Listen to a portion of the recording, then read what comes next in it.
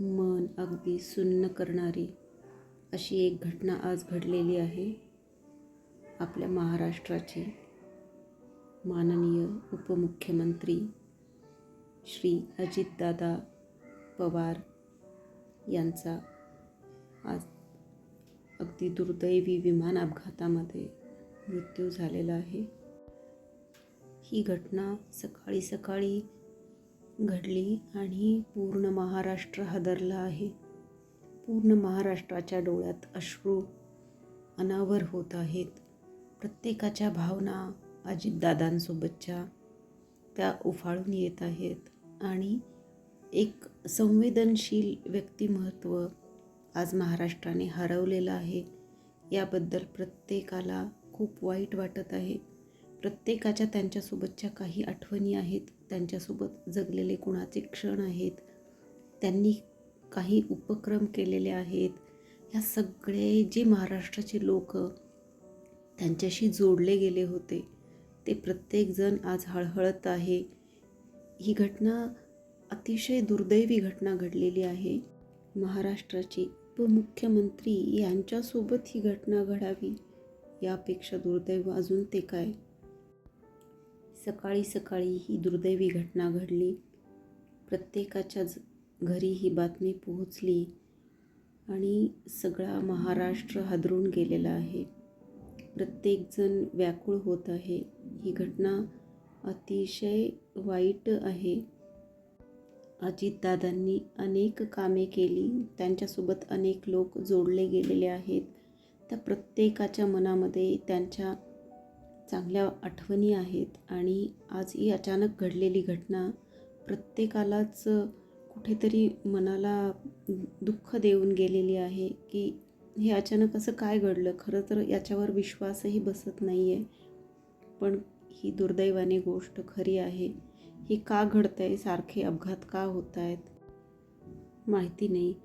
त्यांच्यासोबतच या विमानाची पायलट शंभवी पाठक व पिंकी माळी आणि त्यांच्यासोबत असलेले कमांडोज यांचा देखील या अपघातामध्ये मृत्यू झालेला आहे. ही खरंच खूप वाईट घटना आहे. अगदी होतकरू आणि खूप कष्टाने वर आलेल्या मुली, प्रत्येकाचं आयुष्य हे किती महत्त्वाचं असतं प्रत्येकाच्यासाठी आणि हे असं अपघातामध्ये दुर्दैवी निधन होणं ही खरंच खूप गोष्ट वाईट आहे. ही दुःखद घटना खरी आहे हे स्वीकारायला अजूनही वेळ लागत आहे. अजूनही यावर विश्वास बसत नाही की खरंच असं काही घडलेलं आहे. पण दुर्दैवाने ही घटना घडून गेलेली आहे. ते का झालं, कशामुळे झालं हे हळूहळू कळेलच. पण आज ते आपल्यात नाहीत, ही मात्र दुर्दैवाने खरं आहे. ईश्वर त्यांच्या आत्म्यास शांती देव आणि त्यांच्या माघारी त्यांच्या घरी राहिलेले सगळे लोक आणि ही तमाम जनता या सगळ्यांना जे हळहळ वाटते आहे त्यांना ते दुःख पचवण्याचं देव बळ देव. याच्या पलीकडे आपण काहीच नाही बोलू शकत. तरुण होतकरू आपल्या घरातील मुलगा असो मुलगी असो गेल्यानंतर त्या परिवाराचं मागे काय होतं ते किती दुःखात बुडतात आणि त्यांच्या सगळ्या आशा आकांक्षा सगळं धुळीस मिळतं. त्यांच्यावर दुःखाचा डोंगर कोसळतो. ह्या घटनेतून सावरायला खरंच त्यांना कित्येक वर्ष लागतात आणि सावरले जरी तरी त्यांच्या आठवणी संपत नाहीत. अशीच ही घटना आहे.